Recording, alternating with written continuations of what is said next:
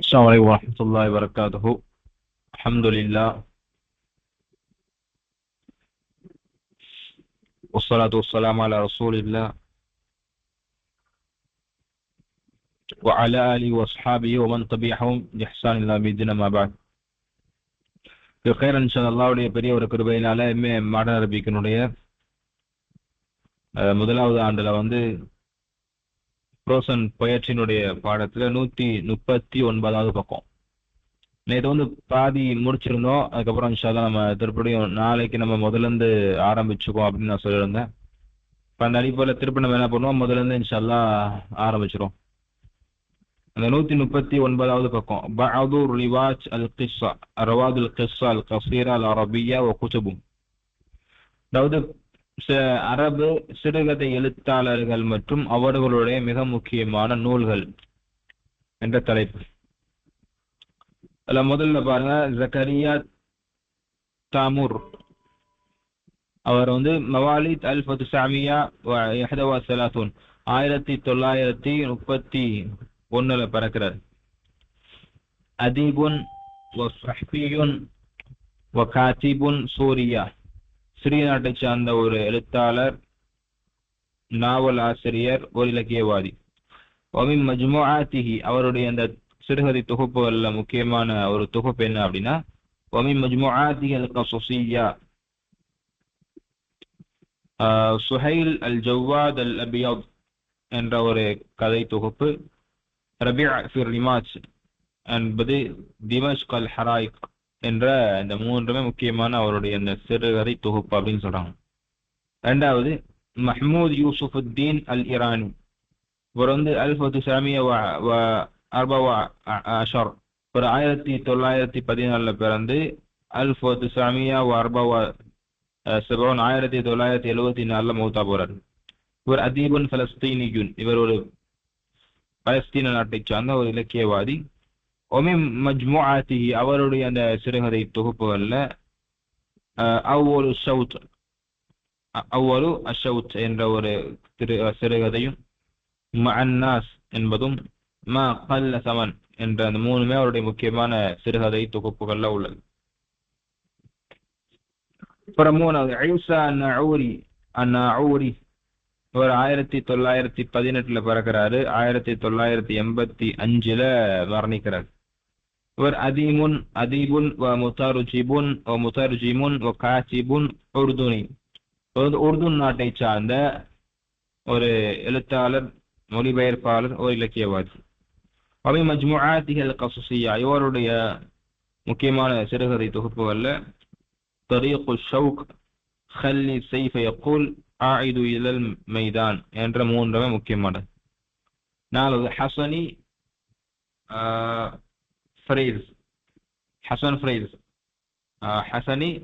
ஃபரீஸ் என்று சொல்லக்கூடிய முக்கியமான ஒரு எழுத்தாளர். இப்போ இவர் 1907 பிறக்கிறாரு, 1990 மரணிக்கிறார். இப்போ இவர் அதீபுன் உர்துனி, இவர் உருது நாட்டை சார்ந்த ஒரு இலக்கியவாதி. மஜ்முஆத்திஹி அல் கஸஸிய்யா, இவருடைய அந்த முக்கியமான சிறுகதை தொகுப்புகள்ல கஸஸுன் வ நக்தாத், கஸஸுன் மின் பலதி வ கஸஸுன் தம்சீலியாத் என்ற இந்த விஷயங்கள் எல்லாம், கதைகளை எல்லாம் என்ன பண்றாரு, அவர் எழுதியிருக்கிறார். அப்புறம் முஹம்மது தைமூரி, இவர் ரொம்ப முக்கியமான ஒரு அரபு இலக்கியவாதி. 1892 பிறக்கிறாரு. 1921 மூத்தா போறார். ஆமா.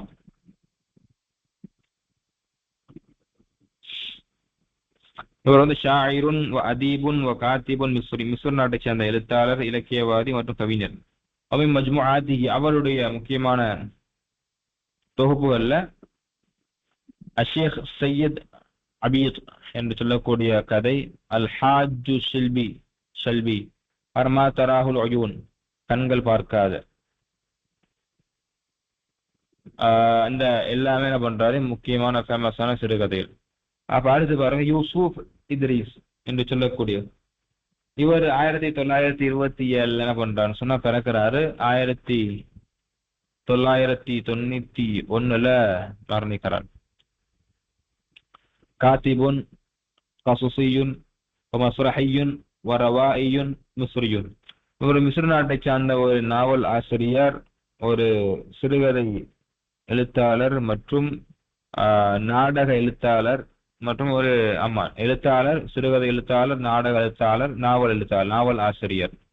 இவ்வளவு பணிகளை மேற்கொண்டிருக்கிறார் யூசுப் இத்ரீஸ் சொல்லக்கூடிய. இவருடைய சிறுகதை தொகுப்புகள்ல வந்து அரசாசுல் லயாலி, ஜும்ஹூரியத்து ஃபர்ஹாத், அப்புறம் அல் பதல் என்று சொல்லக்கூடிய இந்த மூணுமே முக்கியமான ஒரு விஷயம். அடுத்த கஸ்ஸான் கன்ஃபானி அல்லது கின்ஃபானி. இவர் யாருன்னா 1936 பிறந்து 1972 மரணிக்கிறார். அதீபுன் சஹ்ஃபியுன் பலஸ்தீனியுன். இவர் ஒரு பாலஸ்தீன நாட்டை சார்ந்த ஒரு நாவலாசிரியர், ஒரு எழுத்தாளர், ஒரு இலக்கியவாதி. வமி மஜ்முஆதி அல் கஸஸி, அவருடைய சிறுகதை தொகுப்புகள் ஒன்று என்ன அப்படின்னு சொன்னா மௌத்து சரீர், அர்து புர்துகால், அல் ஹசீன். அடுத்து ஜுப்ரான் ஹலீல் ஜுப்ரான். முன்னாடி அவருடைய வரலாறுலாம் பார்த்துருக்கோம். ஜுப்ரான் ஹலீல் ஜுப்ரானுடைய வரலாறு. இவர் முக்கியமா வந்து யாருன்னா 1931 பிறந்து 1983 மரணிச்சிருக்கிறார். ஷாயிருன், இவர் முக்கியமான ஒரு கவிஞர். அதீபுன், ஒரு இலக்கியவாதி. ரஸ்ஸாமுன் லெபனானி, லெபனான் நாட்டை சேர்ந்த ஒரு ரஸ்ஸாம் அப்படின்னா படம் வரையக்கூடிய ஒரு கலைஞர். அமீம் மஜ்முஆதி அல் கஸஸிய்யா, இவருடைய அந்த சிறுகதை தொகுப்புகள்ல ஒன்று வந்து அராஇசுல் முரூஜ், அப்புறம் அவாசிஃப். அப்புறம் மஹ்மூது தாஹிர் லாஷின். இவர் 1894 பிறக்கிறாரு. 1954 மரணிக்கிறார்.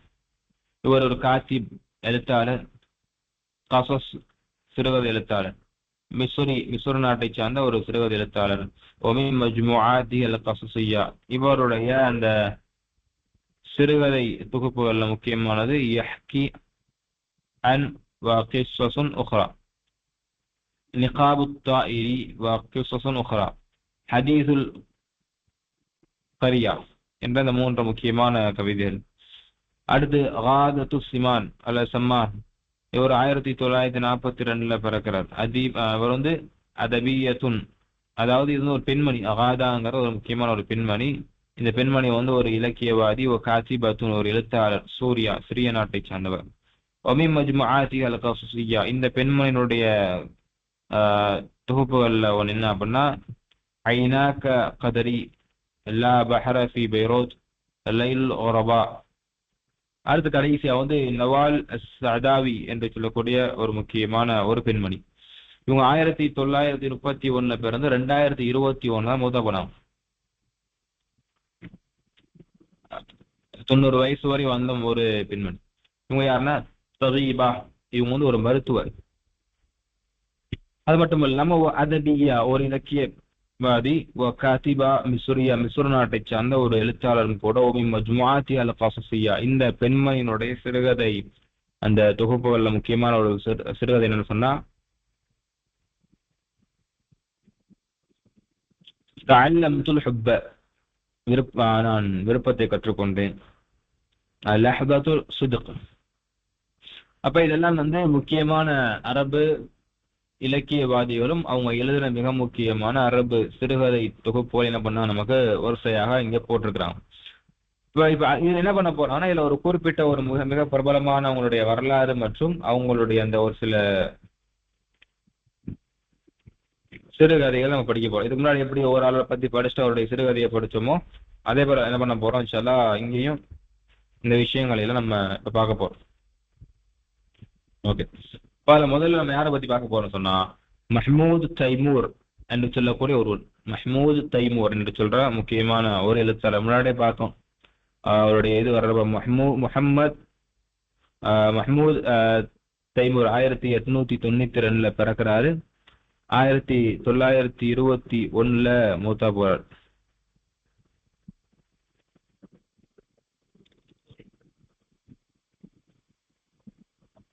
அது வந்து உங்களுக்கு தப்பு தப்பா, அதாவது நீங்க பாருங்க அந்த பாக்ஸ்ல 139ஆம் பக்கத்துல முஹம்மத் தைமூர்னு போட்டிருக்கதா, அதுல வந்து 1892 பிறந்து 1921 மூத்தா போன போட்டிருக்கு. ஆனா இங்க வந்து நீங்க பாத்தீங்க அப்படின்னா அவருடைய வரலாறு, மஹ்மூது தைமூருடைய வரலாறு பாக்குறப்ப, உலித மஹ்மூது தைமூர் வந்து 1894 பிறந்து 1894 பிறக்கிறார் அப்படின்னு போட்டிருக்கு. ஆனா அங்க 1892 பிறக்கிறான்னு போட்டிருக்கு. அதே போல 1973 மௌத்தா போனதாக போட்டிருக்கு. அங்க 1921 போட்டிருக்கு. மாத்தியவங்க போடலாம். மஹ்மூத் தைமூர் வந்து 1894 பிறக்கிறாரு. 1973 மௌத்தா போறார்.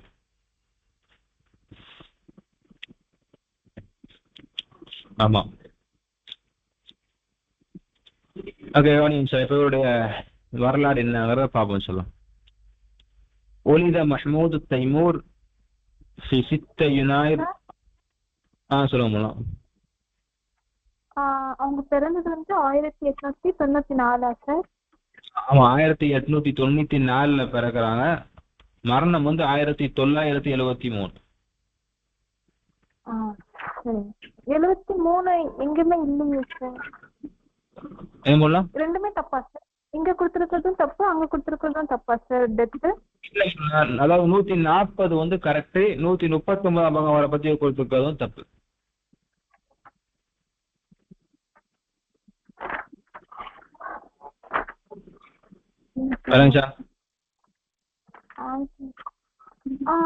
இதுல டெத்து கொடுக்கலையா சார் அவங்களுடைய லைஃப்ல? ஆமா, நீங்க அந்த 139ஆம் பக்கத்துல கீழே பாருங்க, முஹம்மத் தைமூர்னு போட்டு 1892 பிறந்து 1921 மௌத்தா போனதா போட்டுருக்கான். ஆமா, இது தப்பு. உண்மையா வந்து அவர் வந்து 1894 பிறக்கிறாரு. 1973 மௌத்தா போறார். இந்த புக்ல வந்து டெத் குடுக்கலையா சார் 1973? வந்து தப்பு, ரைட்ல உள்ள கரெக்ட்.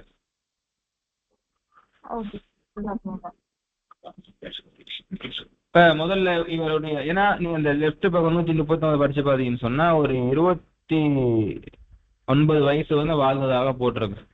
ஓகே, இப்ப மஹ்மூது தைமூரை பத்தி பாருங்க. محمود تيمور حياته وأعماله. ولد محمود تيمور في 6 يناير 1864. வந்து 1894 பிறக்கிறார். 1894 பிறக்கிறாரு. மே 6 பிறக்கிறார். சாரி, ஜூன் 6 இவர் பிறக்கிறார். ஆனா இன்னொரு முக்கியமான விஷயம், இவரை பத்தி நீங்க விக்கிபீடியால எடுத்து சர்ச் பண்ணி பாத்தீங்கன்னு சொன்னா, மித்தவருடைய புக்ஸ் எடுத்து பாத்தீங்கன்னா வந்து ஜூன் 16 போடுறாங்க. ஆனா இந்த புக்ல ஜூன் 6 போட்டிருக்கிறாங்க. அதையும் நான் உங்களுக்கு தகவலா கொண்டு வந்துடுறேன். ஜூன் 16 விக்கிபீடியால அந்த மாதிரி உள்ள என்ன சொல்றது, உங்களுக்கு வந்து தளங்கள்ல உள்ள பதிவாக இருக்கு. ஆனா புக்கில் வந்து ஒரு ஜூன் வந்து 6 பிறந்ததாக பதிவு செய்யப்படுது. இப்ப ரெண்டுமே இருக்குங்கிறது ஞாபகம் வச்சுக்கோங்க இன்ஷா அல்லாஹ். இப்ப எக்ஸாம்ல வந்து அவருடைய பெர்த் எப்பன்னு கேட்டா என்ன பண்ணுங்க, ஜூன் 6 அல்லது ஜூன் 16, இந்த ரெண்டு கருத்துமே இருக்கு என்பதை என்ன பண்ணுவோம் நீங்க பதிவு செஞ்சுவோம். இப்ப உலித மஹ்மூத் தைமூர் என்ன பண்றாரு, ஜூன் 6ல 1894 பிறக்கிறார். எங்க ஃபி தர்பு சஆதா என்று சொல்லக்கூடிய ஒரு இடத்துல, பிஹையின் மூசிக்கின், அதாவது அல்மோஸ்கி என்ற மாவட்டத்துல, தர்பு சஆதா என்ற இடத்துல பிறக்கிறார். அல்மோஸ்கி என்ற அது மாவட்டத்தோட பேரு அல்மோஸ்கி. இவர் பிறந்த இடம் தர்பு சஆதா. அல்மோஸ்கி என்ற மாவட்டத்துல தர்பு சஆதாங்கிற இடத்துல என்ன பண்றாரு, நம்ம ஒரு மஹ்மூது தைமூர் பிறக்கிறார். அல் கதீப் பில் காஹிராவுல, கெய்ரோல பிறக்கிறார். وترعرع ونشأ في أسرة لامعة عريقة النسب مهتمة بالأدب والفنون. وترعرع இவர் வளர்கிறார். ونشأ தரஅரா கொஞ்சம் கொஞ்சமா வளர்கிறார். இவருடைய வளர்வது எல்லாம் எந்த குடும்பத்துல வளர்ந்தார் அப்படின்னா, في أسرة لامعة عريقة, ரொம்ப ஒரு அழகான ஆழமான ஒரு நசபை கொண்ட, அரபு இலக்கியத்தின் பக்கம் கவனத்தை கொண்ட ஒரு முக்கியமான ஒரு குடும்பத்துல தான் பிறக்கிறார். அரபு இலக்கியத்துல கவனத்தை கொண்ட மிக அழகான ஒரு நசபை கொண்ட குடும்பத்தை கொண்ட பின்புலன்ல தான் யாரு வளர்றா அப்படின்னா, மஹ்மூது தைமூர் வளர்றார்.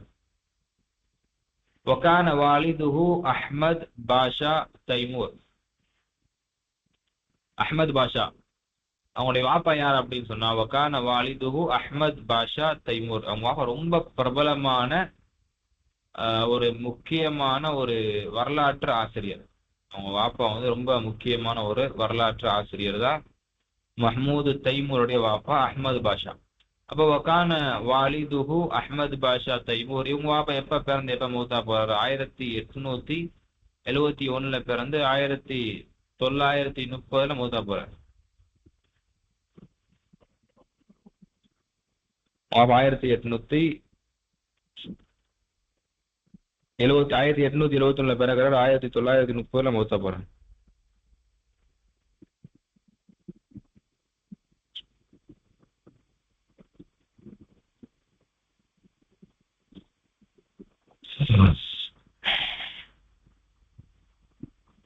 அஹ்மத் பாஷா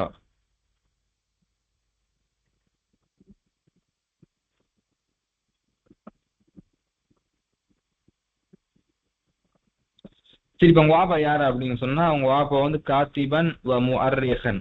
அவர் மிகப்பெரிய ஒரு எழுத்தாளர், முக்கியமான ஒரு வரலாற்று ஆசிரியர். முஹ்தம்முன் பில் மசாஹி, அதே போல அந்த டிராமாக்களுக்கு, அந்த நாடகங்களுக்கு முக்கியத்துவம் கொடுக்கக்கூடிய ஒரு ஆள்.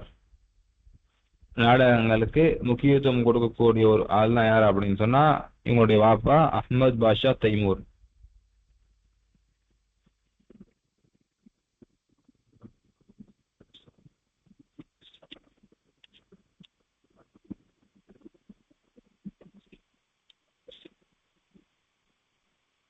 ஒரு நிமிஷம்.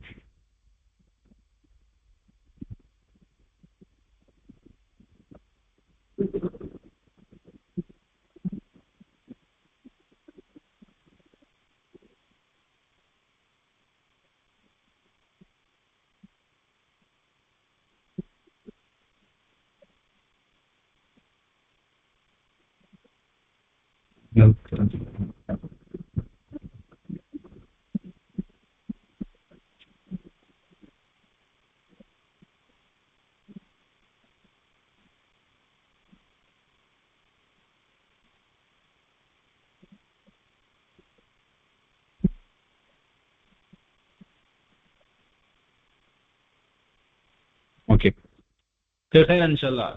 நான் கூட சொன்ன ஒரு முக்கியமான விஷயம் என்னன்னு சொன்னா, நான் ஒரு கரெக்ஷன் பண்ண சொல்லியிருந்தேன், ஞாபகம் நினைக்கிறேன். 139ஆம் பக்கத்துல முஹம்மது தைமூர் அப்படின்னு சொல்லியிருந்தேன். இப்ப நம்ம பார்க்கறோட மஹ்மூது தைமூர். இது என்ன அப்படின்னா, என்னுடைய ஒரு மிஸ்டேக் என்ன அப்படின்னா, முஹம்மது தைமூர் என்று 139ஆம் பக்கம் வரக்கூடிய நபரும், இப்ப நம்ம பார்க்கக்கூடிய நபர் மஹ்மூது தைமூர்னு சொல்ற ஒரு அண்ணன் தம்பி. நான் தான் மாத்தி சொல்றேன் இன்ஷா அல்லாஹ். எல்லா காரையும் மன்னிச்சுவாங்க.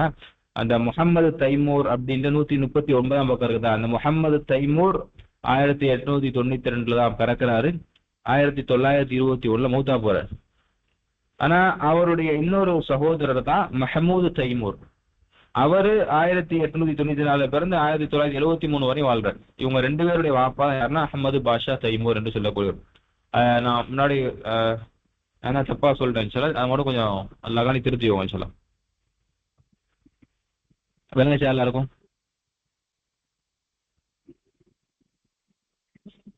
இப்ப எதுவும் திருத்த வேண்டாமா சார்? அப்படியே இருக்குமா சார் அது? ஆமா, அதாவது 139ஆம் பக்கத்துல உள்ள முஹம்மது தைமூரும் நம்ம இப்ப பார்க்கக்கூடிய மஹ்மூது தைமூரும் அண்ணன் தம்பி 2 பேருமே. அதனால 139ஆம் பக்கத்துல உள்ளவருடைய டேட் ஆஃப் பர்த் அதே போல டெத்தும் கன்ஃபார்ம் தான். அதுல மாற்ற நான் மாற்ற சொன்னேன், அது நான் தப்பு பண்ணிட்டேன், அதை நீங்க சில மாற்ற வேண்டாம். இவரும் இப்ப பாக்குற மஹமூது தைமூருமே அண்ணன் தம்பி தான். அதனால இவங்க வேற வேற ஆட்கள் தான். இவர் கொஞ்சம் வேகமா 28 வயசுல மூத்தா போயிடுவார், இவர் கொஞ்சம் அதிக காலங்கள்ல வாழ்ந்து மூத்தா போவார். அதான் விஷயமே. சரியா? Okay sir. Okay madam. இப்ப அடுத்து பாருங்க, உங்க வாப்பா நாடகத்தூர்ல ரொம்ப அதிகமா கவனத்தை செலுத்தக்கூடிய ஒரு ஆள். அவருடைய காலத்துல மிகப்பெரிய ஒரு அரபு இலக்கியத்துக்கும் அரபு சிந்தனைக்கும் ஒரு அச்சாணியாக பார்க்கப்பட்டவங்கள ஒரு ஆள் தான் அஹமது பாஷா. இந்த காலத்துல மிகப்பெரிய ஒரு அரபு துறையில சிந்திக்க ஒரு விஷயமாக இருக்கட்டும், அரபு இலக்கியமாக இருக்கட்டும், மிகப்பெரிய ஒரு அச்சாணியாக யார் இருந்திருக்கிறார்? அஹமது பாஷா இருந்திருக்கிறார்.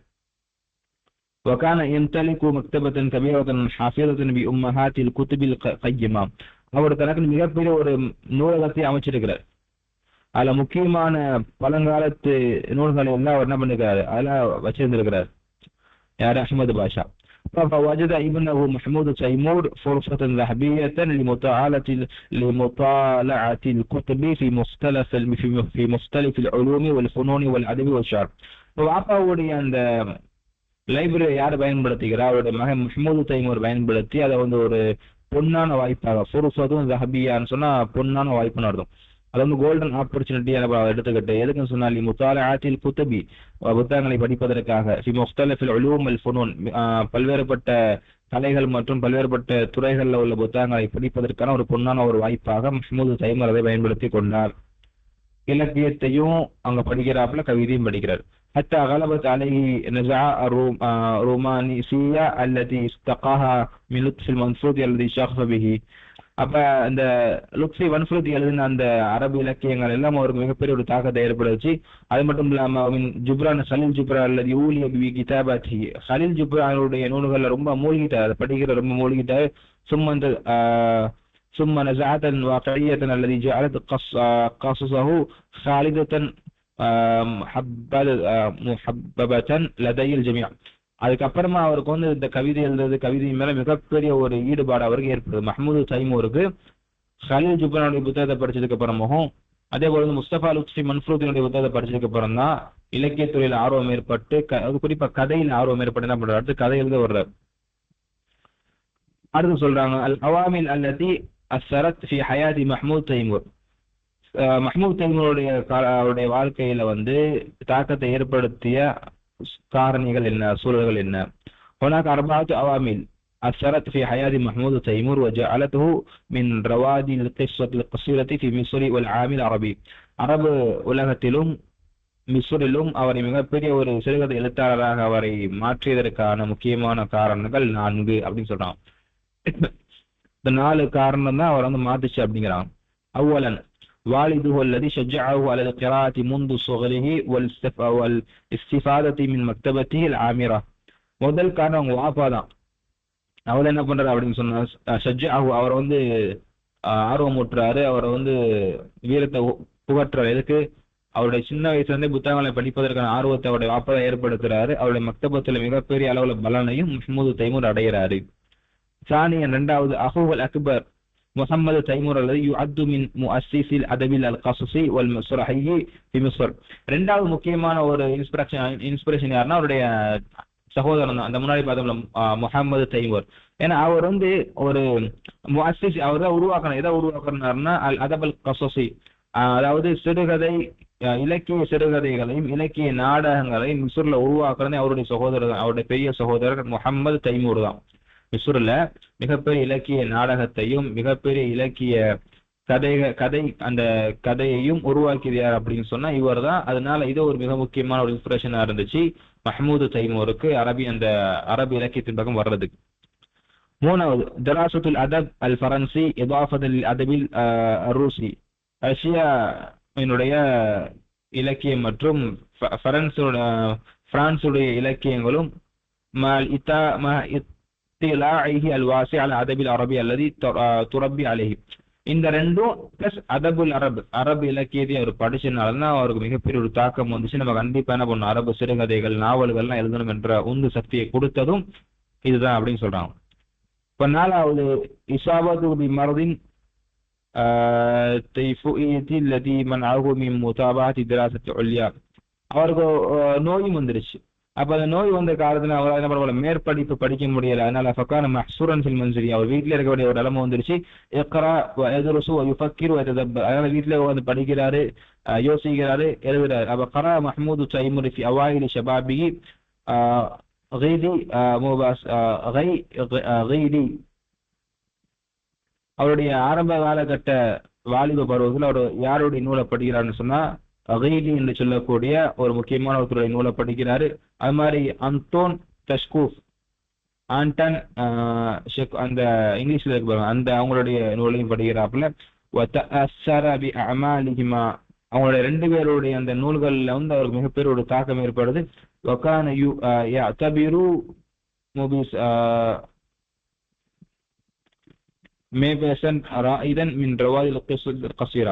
அதாவது இந்த ரெண்டு பேர் யார் அப்படின்னா அரபு சிறுகதைகள் எழுதக்கூடிய எழுத்தாளர்கள். அப்ப இவங்களுடைய சிறுகதையெல்லாம் படிச்சு அவருக்கு மிகப்பெரிய ஒரு தாக்கம் ஏற்பட்டுச்சு. அதே போல மூணாவது யார் அப்படின்னா அந்த மேபாசன்ட் அப்படின்னு சொல்லக்கூடிய ஒருத்தர், இவரும் சிறுகதை எழுத்தாளர் தான். அப்ப அவர் என்ன பண்றாரு, இந்த மூணு பேர் எப்படி சிறுகதையில் எழுதுனாங்களோ அதே போல இவரும் எழுத ஆரம்பிக்கிறாரு. இவருக்கு ஐரோப்பிய இலக்கியத்தோட மிக ஸ்ட்ராங்கான ஒரு உறவு இருந்திருக்கு. அதனால்தான் ஹைசு ஆஷஃபி சூசியன் அக்ஸமின் சலசன. அப்ப அதனால என்ன பண்ணா எக்ஸ்ட்ரா ஒரு 3 வருடம் வாழ்ந்திருக்கிறார் என்பதாக என்ன பண்றான் சொல்லி காட்டுறான். ஒரு நிமிஷம்.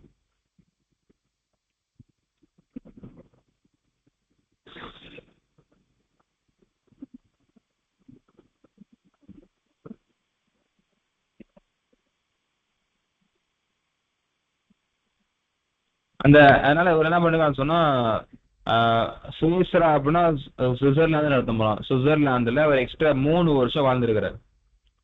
இவருக்கு வந்து மிகப்பெரிய அளவுல வந்து இலக்கியம், அதாவது ஐரோப்பா இலக்கியத்தின் யூரோப் அந்த இலக்கியத்துல வந்து அவருக்கு ரொம்ப நெருங்கிய உறவு இருந்தனால சுவிட்சர்லாந்து என்ன பண்றாரு அப்படின்னு சொன்ன அவரு ஒரு 3 வருஷம் அதிகப்படியாக அங்க வாழ்ந்திருக்கிறார்.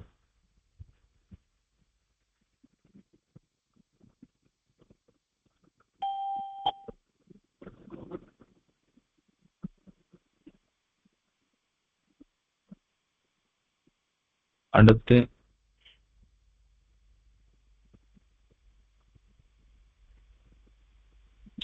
அவருக்கு நோய் வந்துச்சுன்னு சொன்னோம்ல, அந்த இஸ்வாப் முக்கியமான காரணத்துல கடைசி காரணம் என்ன, அவருக்கு வந்து இந்த மாதிரி நோய் வந்துருச்சு. இஸ்வாப் தூக்குபி மாறதின் டைஃபாய்டு, அது பேர் டைஃபாய்டு.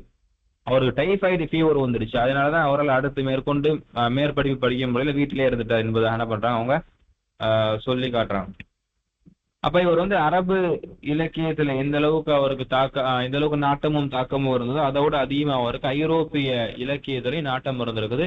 அதனாலதான் என்ன பண்ணிருக்காரு, சுவிட்சர்லாந்துல வந்து ஒரு 3 வருஷம் அதிகமாக அவர் இருந்திருக்கிறார் என்பதாக சொல்லி காட்டான்.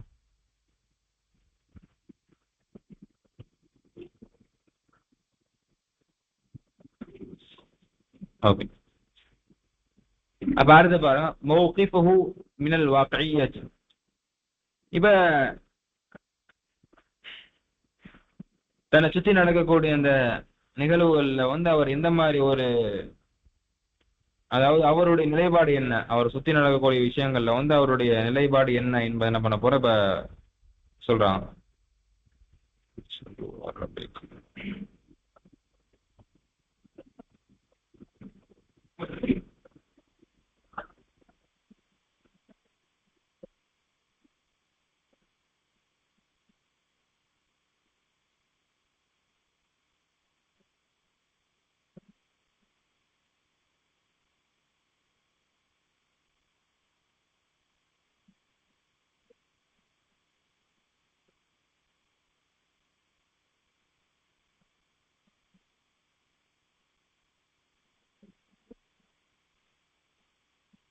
இவன் என்ன சொல்ல வர்றாங்க அப்படின்னா, மஹ்மூது தைமூருடைய நிலைப்பாடுகள் என்ன, சமுதாயத்தில் நடக்கக்கூடிய விஷயங்கள்ல வந்து மஹ்மூத் தைமூருடைய நிலைப்பாடுகள் என்ன அப்படிங்கிறப்ப சொல்றாங்க.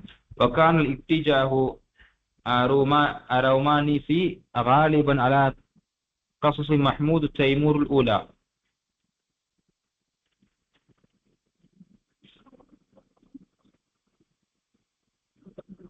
அதாவது இத்திஜாஹு அவருடைய ஆரம்ப காலகட்ட அந்த நிலைப்பாடு எப்படின்னு சொன்னா, غالبا على قصص محمود تيمور الأولى ثم مع الاتجاه الواقعي.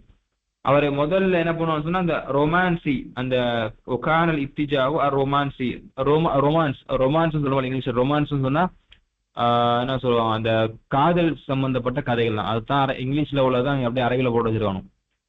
நாம கூட ஏதோ புது வார்த்தைன்னு தெரியட்டும் உட்காந்துரு.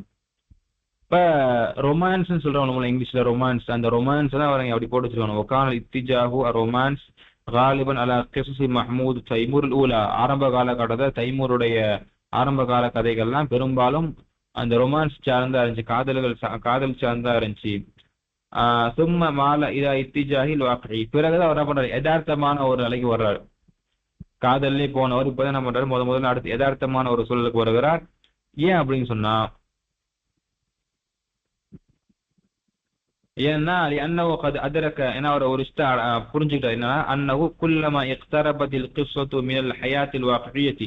எப்போ ஒரு கதை நிஜ வாழ்க்கையாக இருக்குமோ அப்போதான் அது ரொம்ப நெருக்கம். அதாவது எப்பொழுது ஒரு கதை வந்து ரொம்ப நிஜ வாழ்க்கையோட ஒத்து போகுமோ அப்போதான் அது எப்படி அது வந்து அப்போதான் வந்து அது வந்து மின் ஹயாத்தின் வாக்இயத்தின் ஜாத தஅஸீரு, அப்போதான் அதனுடைய தாக்கம் அதிகமா இருக்கும் அப்படின்னு சொல்றாரு. ஒரு கதை வந்து நிஜ வாழ்க்கையோட ரொம்ப எப்ப நெருக்கமாக இருக்குமோ, சும்மா அந்த கற்பனை எழுதாம நிஜ வாழ்க்கையோடு நெருங்கக்கூடிய ஒரு கதை தான் எப்படி இருக்குமோ அதனுடைய தாக்கமும் அதனுடைய அந்த பலன்களும் ரொம்ப அதிகமாக இருக்கும் என்பதா சொல்றார். கற்பனை கதை எழுதுனா அதனுடைய தாக்கங்களோ அதனுடைய நன்மைகளோ அதிகமாக இருக்காது. நிஜ கதையாக இருந்தா என்ன ஆகும், அதனுடைய தாக்கங்களும் அதனுடைய நன்மைகளும் அதிகமாக இருக்கும் என்பதை அவர் தெரிஞ்சதுக்கு அப்புறம் தான் இந்த காதல் கதை, இந்த ரொமான்ஸ் கதை எழுதுறதுலாம் முழுமையா விட்டார். والواقعية اعتمدت على المنطق الموضوعي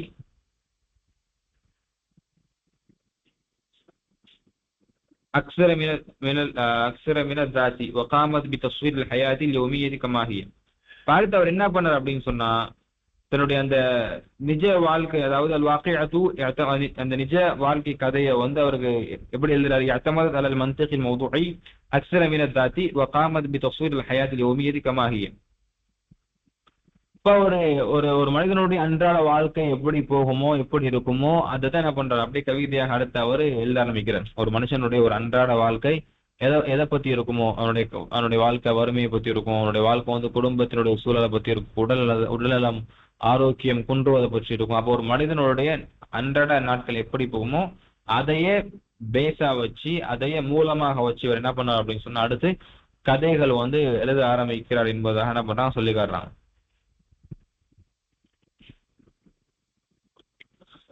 ஓகே, அடுத்து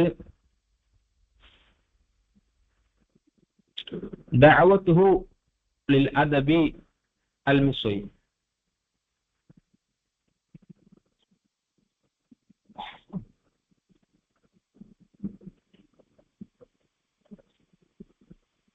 மிஸ்ர நாட்டுடைய இலக்கியத்தின் பக்கம் அவருக்கு அழைப்பு விடுக்கப்படுகிறது.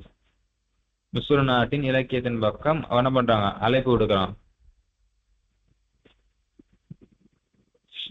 நீ எத்தனை நாள் வந்து வெளிநாட்டுல அதனுடைய சூழலையே பார்த்தீங்க, கவிதை எழுதிட்டீங்க, கட்டுரை எழுதிட்டீங்க, குறிப்பா கதைகள் எழுதிட்டீங்க. இப்ப மிஸ்ருக்கு வாங்க.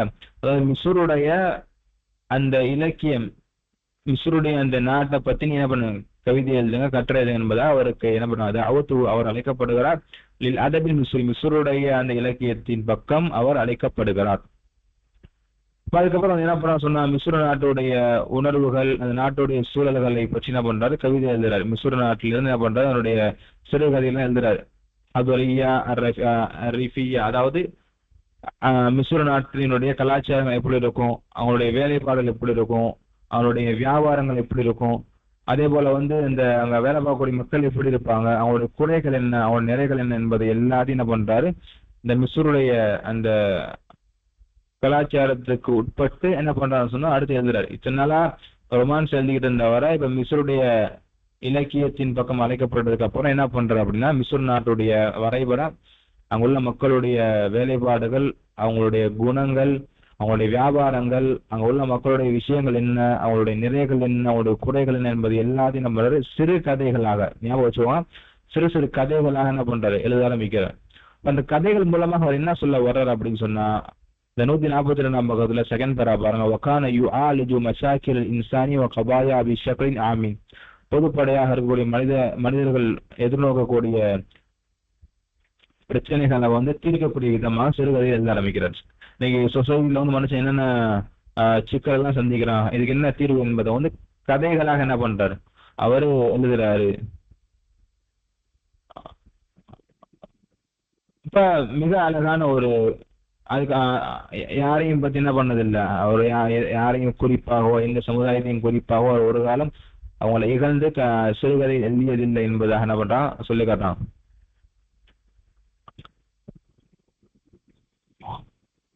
அப்ப அவருடைய மொத்த சிறுகதையினுடைய தொகுப்பு 20 சிறுகதையினுடைய தொகுப்பு இருக்குன்னு சொல்லலாம்.